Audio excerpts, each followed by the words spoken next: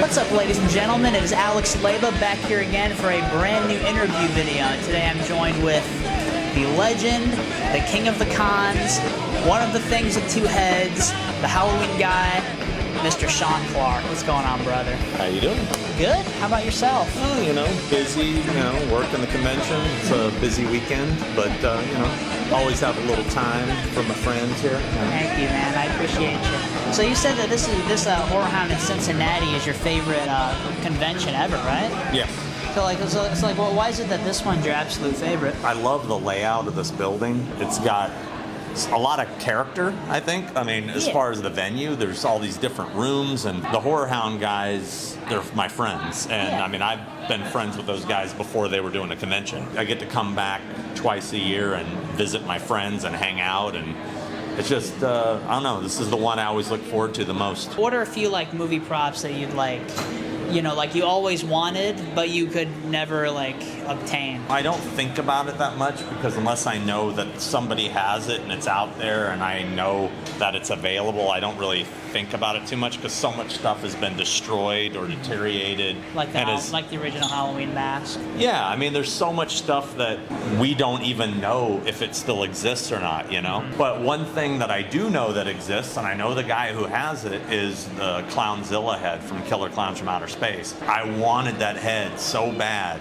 And I know the guy who sold it, and the guy messaged me and sent me a picture of it and said, hey, check this out. And I'm like, holy shit, how much? And he's like, oh, I just sold it. And I'm like, are you fucking kidding me? Why are you even showing me this? What a dick. Yeah, you're a dick, dude. You're a total dick. And I didn't even know this guy. He just randomly and I knew he was a prop seller. So it was literally just an asshole, Well, I don't know if it was that, or if he literally sent it to me and this guy at the same time, and by the time I had responded, he had already sold it. I don't know. Okay. But I think it was just a dick move. But anyway, the guy who has it, I'm friends with, I know, and he says he's never going to let it go. And it bums me out, because I really wanted that piece. So I keep telling him, one of these days, I'm going to find something he really wants. Oh. And then rub it in his face? Well, no, or we can make a trade. Gotcha. Okay. Or no, not to wish any bad luck on you, sir, but maybe you'll fall on hard financial times, and I can be there to help pick you up, when you've fallen down. Yeah, so... And I'm sure he loves it. I'm sure he loves it. Hearing this right now, he's probably just going, I've got a piece like that a friend of mine really wants too, and every time I see him, he's like, hey, and I'm like, no, but so I get it. It's a collector thing. Maybe I've got 2 killer clown heads. Mm-hmm. So I can't be too greedy, right? That's your favorite thing, in your collection, isn't it? Oh, it's up there. I understand that when you first started doing this, with because of the unmentionable one. You know who I'm talking about. Okay. You just kind of fell into it. But what advice would you give to somebody who wants to get into what you do as being a talent agent? Don't. Yeah. Why not? Because I don't need any competition, and I'm just going to crush you, and I'll just make all your dreams just nightmares, because you're just never going to be able to touch this. It's like asking Michael Jordan, how could I get to the position to dethrone you? And be like, don't even bother, kid. Give up. Start playing golf. No, I'm just being cocky. There you go. That's right. That's the only reason why I asked you, is because I want to know your skills, to know how to destroy your ass. No, the thing is, people, I get messages from people that are like, I'm hey, sure man, you are asked I want to do what you do. How can I do it? And it's just like, well, why would I tell you how to do? Why would I create competition? Seriously. Okay. You know what I mean? I mean, it's like nobody was there to tell me how to do it. I just did it. I mean, I literally created a job for myself. You know what I mean? This job didn't exist. But I will say this. If you really did want to get into this, go about it the right way. If you're looking for clients, Find people that have never done this before. Find people that have never done a convention. Don't go to a convention and start passing your business cards out to other people that are already here. Because if they're here, they're already represented by somebody, you know. And there's guys out there, and I could name a few, that I consider low-life bottom feeders. That's all that. Huh? No, I'm joking. They know who they are. They're not respected by other agents and the promoters, you know. So, and these guys are trouble right here. This is my favorite. Oh, yeah, okay. I'm your favorite, thanks. That was Dan Roebuck, by the way. And Jeff Daniel Phillips. And Richard Brake. And Richard Brake. You don't want to get a reputation of being somebody who steals clients. That's no way to get your foot in the door. You never get respected. You get respected by putting in the work. Putting in the work is going out there, finding someone who's never done this before, and busting your ass to convince them to try it and getting them here for the fans. To me, that's the reward. I love to get somebody that fans like you are dying to meet and bringing them to you so you can finally meet them. That, to me, is an accomplishment. I get pleasure out of doing that for people, you know, and you know, because when I see, you know, other agents I work, you know, that work in the business that have brought other people here to this show, when I see them bring someone to the table I'm excited about, I'm like, good job, man. I congratulate them, and they congratulate me, you know, and we have a mutual respect. It's a business, like, you know, like any other, you know. And all right. What the hell? Let me run by as loud as possible. Again and again. But anyway, I'm all for competition. But, you know, if you want to be respected and you want to earn the respect of others, maybe you don't. Maybe you're just in it for. This kid keeps running by. Smack her in his house. Anyway, who knows what you're in it for? Maybe you're 15 seconds. I don't know. Some of these, I think, are some of these people I call that are just fucking star fuckers. I mean, they are, and they literally all they care about is being seen with celebrities or hanging out with celebrities. You know what I mean? Yeah. And it's kind of pathetic. And it's like you can't get into it like if that's your goal, right? I mean, no offense to anybody that wants to get into this. The celebrities, the actors, this is a job. I work with them. If we end up becoming friends in the process, cool. Yeah. And we could become friends, and I'm real good friends with some of my clients. There's some clients that, quite frankly, I don't think like me, and I probably don't like them. That's, you know, but it's work, you know? I mean, It's work. We help each other, and they appreciate what I do for them, and I appreciate what they do for me. We don't have to be friends. Yeah. But if you are, cool. But if I'm sitting around all day going, hey man, what was it like to be in Saw? You know, is it cool on set? Was it scary? You know, they're gonna be like, bro, I got to deal with that all day. You know, you know, I don't need to hear that from you too. Yeah, it's cool to be a fan, and you know, but you gotta. There's a certain personality you have to be able to do a job like this. You know, they don't want to be represented by a full-on fanboy. You know, they want to know that you're business first. You know, and if you appreciate their work, cool, they appreciate that.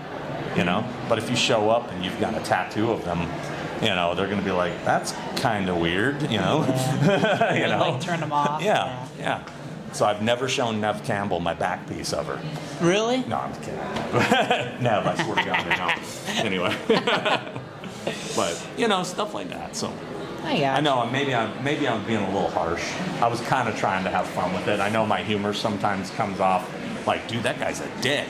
But I am being sarcastic a lot with what I say, so don't take it all so to heart. No, man, I love it. And also, you know, you're always just so honest, you know, and like. Yeah, I've always, like, you know, great. I've always said this about myself. I'm brutally honest to a fault. Like, I'm the kind of guy who'd be like, do I look fat in this? I'll be like, dude, yeah, you shouldn't be wearing that. And, you know, I'm not subtle, but, dude, it's, you know. Yeah. I'm not one of those guys that sugarcoats things. I'm very kind of like, bro, yeah, you know, I straightforward, you know. I gotcha. And like I said, sometimes people are like, dude, I love how honest he is. And some people are like, dude, you could have fucking lied to me. And, you know, shit, bro. you know. I haven't heard you talk too much about this. I know you have in the past, of course. The Halloween script written by Patrick Dunstan and Marcus Dunstan and Patrick Melton. That's their names, right? Yeah. So like, you've read it, right? I did not read it. Oh, you didn't? Oh, okay. No, I didn't. I didn't read their script. It was released, right? Like to the I think public? it's out there somewhere, but I've never personally read it. I knew what it was sort of about. One thing that I know you would like about it, like it keeps Halloween 1 and 2, because you said that you wish that Halloween 2 was a part of the... Yeah, I still am totally against them cutting Halloween 2 out of this current timeline. I agree, man. I think there was no reason for it. Yeah. I feel like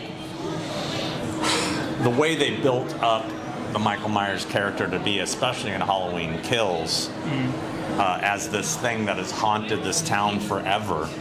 I mean, if you really think about what he did in the first movie, he only killed a couple people. Yeah. I mean, who would be pining or carrying on about this for 40 years? They would have forgot about it, you know what I mean? Exactly. But had he massacred like a whole hospital on top of it and burn the place down, and then there'd be like, yeah, that's legend.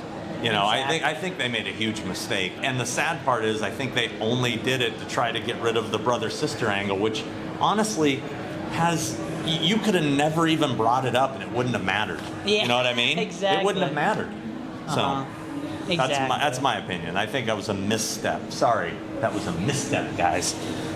Yeah. I love you, but you blew it on that one. But they'll get it right on the next when they redo it again. Yeah. Because somebody's going to redo it again. As I said, that Michael Myers is like Frankenstein and Dracula. It's going to just keep going. Yes. I mean, they'll be making Halloween movies long after I'm dead. I just wonder exactly what it would be. Like, just like a completely new story not connected to the original, you'd think, right?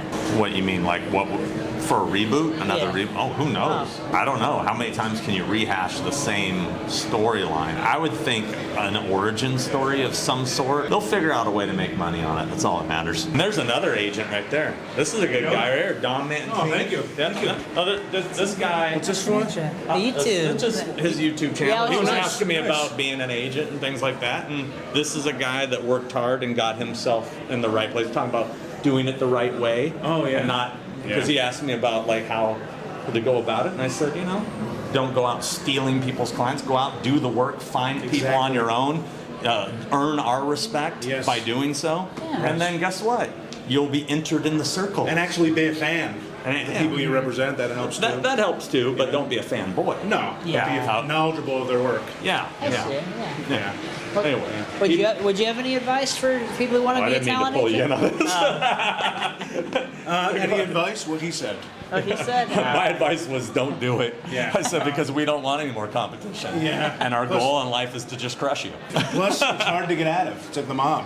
Once you're in, like doing it well, you're kind of stuck. Yeah, yeah. Yeah, Why do you think he lies. dresses like that? Well, I'm just Italian. He's a Right? gangster. Yeah. Yeah. Yeah. Cool. What's the YouTube channel? Oh, it's the Alex Leyba channel. Alex Okay. Leyba. All right, I'll check it out. Thank you, man. Thanks, I appreciate it. Appreciate it, man. Yeah. Yeah, you got a special bonus guest. Full Empire is the name of his company. Okay. Yeah. That's cool. Yeah. That's a cool cameo. Yeah. No, he's a good guy. He's one of the dudes that I watched him come up. He was a fan at conventions. I met him as a fan at conventions, and then he started doing his own thing, and here he is now. He's successful. He has a great roster, and he put in the time and he put in the work. And I respect that. And we're friends, and we we obviously respect one another. Now this fucking guy I don't respect right there. Anyway, that's a different guy. Yeah. That was a friend of mine just messing around. All the people here at this show, agent-wise, I'm cool with, and we all get along. We all try to get along. The good ones try to help each other. My two favorite horror franchises, the Child's Play franchise and the Saw franchise. Okay. So, first of all, do you have any kind of props from those franchises or no? I have nothing from Saw. I have a screen-used Chucky doll from Cult of Chucky. Oh, sweet. Yeah. There's kind of like a thing I was thinking of, like the iconic pieces in horror. Like, I would think like the things you would want were like a Hellraiser box a Phantasm sphere, Oh yeah. a Friday 13th hockey mask, a Freddy glove, a Myers mask, a Chucky doll.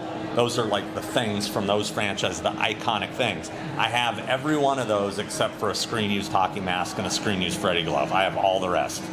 I have close to, I have Mark Patton's arm that's the blades are coming out of, and it's turning into the Freddy glove. Okay. But I don't have a legit worn Robert I Englund see. Freddy glove. And I know there's That's an still auction pretty cool, coming up though. that has some of those items in it. I don't know if I'm gonna, I do have the actual mold for the hockey mask from Freddy vs. Jason. Oh, that's I cool. own the mold. That Bill Terzvakis, I believe is how you pronounce his last name. He was the effects artist. I have his hockey mask mold that I bought from his estate, so I can make as many as I want. But I don't have a Do real. it. I don't have a real. I don't have a real screen used one. So. I know Tobin Bell is one of your clients. Yeah, and Shawnee Smith. Oh, Shawnee Smith. Okay. Yeah. And anyone from Child's Play? Christina Lease. She's Devin nice. Sawa, because he's on the Chucky series. He's really nice. Yeah, he's a cool dude. Saw I have a few other people like Mark Ralston, Costas Mandalar. Oh yeah. So Costas used to do conventions, right? But he Still does, as far as I know. I just hasn't really gone out much. I gotcha. Yeah. I've always wanted to see him at one, but as far as I can remember, I haven't gotten to see him at any. So. Well, hopefully a show will do a Saw reunion again sometime soon, and we can get a bunch of those guys in. Yeah, especially with the new Saw film that's being made. You know about it? I do. Oh, so I've you? heard things. Oh, so you do actually know? I actually know, Oh. but that's all I can say. I'm And pumped for fans will it. be happy. Especially John Kramer fans, right? I can't say anything. Don't be trying to fish. He's trying to fish. No, I'm just kidding. Do you ever have any interest in going back to Wait a write second another? until this guy's done having this conversation. Oh, okay, sorry. Yeah. Always Ghostbusters getting in the way. He's got kind of a loud voice. But anyway, let's go ahead and try to move on. Okay. Sorry, guys. No, you're good. Okay, go ahead. You're good. All right, we know. So this is kind of similar to a question I had earlier, Okay. but is there a certain autograph that you always wanted to obtain but never got to? I would love to have something signed by Stanley Kubrick. I mean, people that are still alive. Still alive. Yeah. Oh, Stanley Kubrick would have been they don't. Stanley Kubrick autographs don't even exist really, do they? no, they're out there. Oh, I've seen okay. them. I've seen things that he signed. Oh, okay. Very rare. It's very rare. Sure.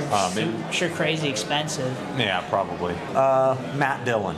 Matt Dillon. Matt Dillon. I'm a big Matt Dillon fan, and I have several posters I'd love to get him to sign. My Bodyguard, Over the Edge, and The Outsiders. Rumblefish. Rumblefish is great, but I don't own that poster. Little Darlings. Mm-hmm. So I'd love to get him on all those. He's one of those kind of bucket list clients I'd love to work with. If I've never met him, don't really know anybody that knows him. I know Nev Campbell did a movie with him ages ago, Wild Things or whatever, but I don't think she's still friendly with him. And I'm not one of those guys that likes to ask my clients to do that, Yeah. Oh, could you call so-and-so for me, That is a good way to be. But I feel though if you did ask her, she'd be like, yeah, no problem. You see that. I know what you mean though. Yeah, I don't like to be that guy. I gotcha. Of course you work with celebrities all the time, obviously. And, like you said that you haven't actually felt starstruck for a long time. So, do you remember the last time that you felt starstruck meeting somebody or no? And if so, who was it? I'm trying to think. It's weird. I get starstruck over the dumbest people. The one I think about that I've never met, that I've always wanted to meet, like Matt Dillon, I don't think I would get starstruck for some reason. I don't know. I can't tell. I've kind of have the personality and mannerisms maybe that if I did get starstruck, you would never know it. I know how to act around these people. The one I think I would geek out about and ask a lot of questions would be Chris Makepeace from Meatballs and My Bodyguard and Vamp. I'm such a Meatballs fan. am my Bodyguard fan, I would just turn into that 10-year-old kid that saw the movie and be like, what was it like at the camp? You know, did you guys really sleep over there? Was it fun? I don't know. That's where I would get, probably nerd out. But I don't know. I mean, there's a lot of people I'd love to meet, but I don't know if there's anybody that I would be, holy shit, it's so-and-so, you know? I mean, I've always wanted to meet Harrison Ford. I've always wanted to meet Steven Spielberg. I don't know how hard I'd nerd out. I might nerd out a little bit with Harrison. I would keep my cool because I know he's a tough character. But he's one that's like, dude, he's Han Solo. He's Deckard. He's Indiana Jones. There's so many. Yeah, I mean, it's like the guys like Kurt Russell.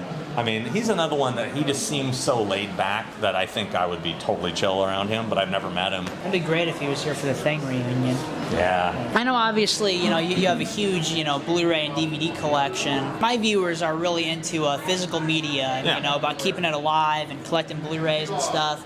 So, like, how do you view the digital versus physical media? I'm a physical media guy, 100%. You're, like, strongly against digital? You can't deny, the streaming.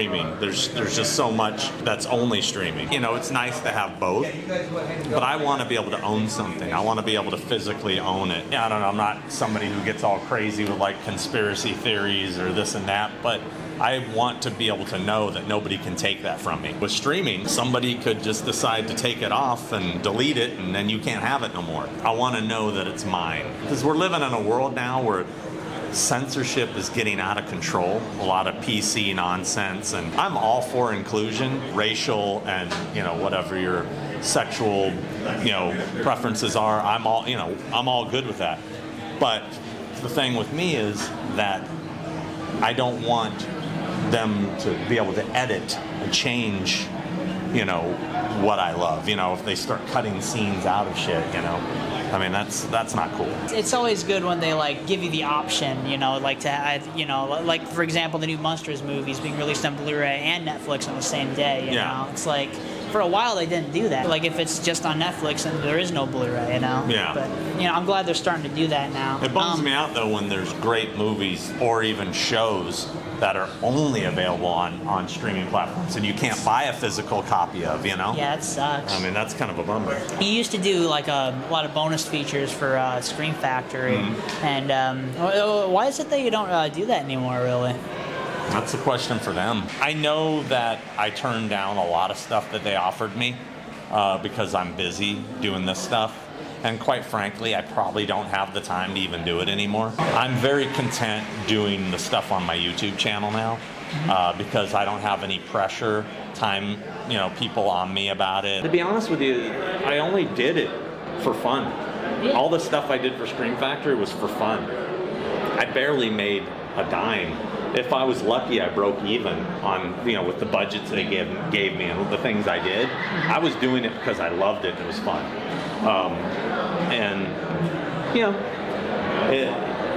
They're using other people now, and the fans can make up their mind if their product suffers for it or not. But my stuff is free; it's on YouTube, so you can still get it. But as far as like maybe the documentary stuff, the interview stuff, it'd be nice to maybe still do some of that stuff. You did like a rewrite of Black Waters, right? Of Echo's Pond, of like the whole script? Many rewrites, probably about 30 rewrites. But I mean, the original job was a rewrite of the original script. I rewrote, I'd say 70% of it. The only thing that stayed the same really was the opening of the film. We shot it, it didn't work. I rewrote the opening and we went back and reshot it. And, gotcha. I like how it's like very super different from the rest of the movie, That's the one part that stayed the same. That was the original opening, but then it cut to those same people in a mansion all killing one another. And I think that footage is on the Blu-ray. It just didn't work. And it just kind of didn't make sense. I see. And after we screened the movie for the investors, they had a list of questions. Well, why is this happening? Why is this happening? Why is this happening? So I went back and I said, I can write an opening that answers all these questions if you want, and make it very spoon-fed to the viewing audience. And so I rewrote the whole thing with Richard Tyson's character going to the island. Would you ever be like interested in directing a movie or like writing another film? Right now, it's just not even in my mind because I'm just so busy doing all the other stuff I do. It's not something I'm even thinking about. But if somebody said, "Hey, here's a couple $1 million. We want you to write and direct a horror film," I'd go, "Let's do this." You know, why not? Gotcha. But that ain't gonna happen. So I'm not in.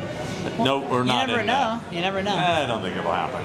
But if you want to throw down, you want to write the check, I'll cash it. Sean, thank you so much for taking the time to talk to me. problem. I really appreciate it. Thank you for being interested. Oh, no problem. Yeah. No I problem. hope I didn't crush your dreams of being a talent agent. No, I'm just kidding. No, you did. Yeah, so to my subscribers who may not know who this guy is, you have a podcast called The Thing with Two Heads. The link's going to be down in the description below. Oh, yeah, one more quick thing. Horror's Hallowed Grounds. Don't forget about the Horror's Hallowed Of course, Horror's Hallowed Or Grounds. the collection. I do that too. And it's my YouTube channel is Malfunction. MALFUNCSEAN. Any new Get Off My Lawns in the past, like, People asking recently? me to do interviews at conventions. Get off my lawn. No. Man, those people are assholes. Yeah, they're the worst. Oh, and then man. you got to do it. That's the worst part. And I've had this weekend happen a couple times.